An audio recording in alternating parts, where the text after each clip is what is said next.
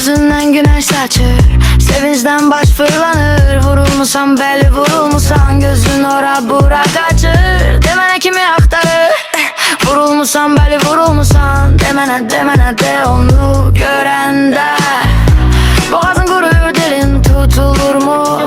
Demene onu görende senin için karlı kış yay olur mu? Geceden sehre kadar telefonumdan zenglersen ben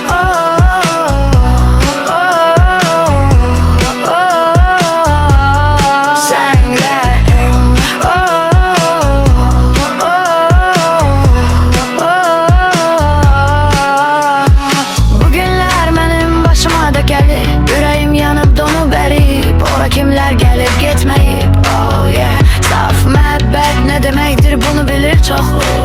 Eğer sen de bilirsen mahnımın ne garetim benimle bir oku. Yo yo yo oh. Bulutlar, pamuk kimi bulutlar, bütün geçmiş kızlarıma deyin selamlar.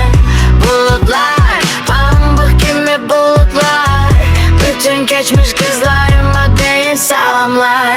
Sinemde çırpı çırpı çırpınan yüreğim, diller söyle sevmedin mi?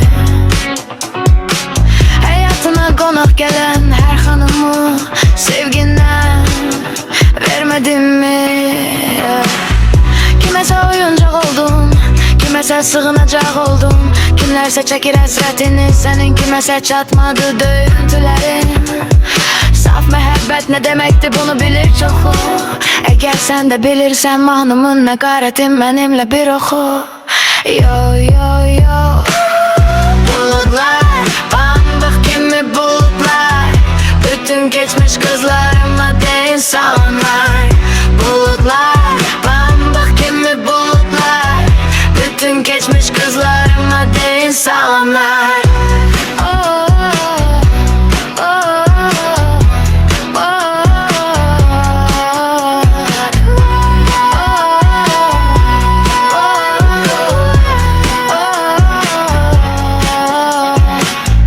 Bulutlar, bulutlar,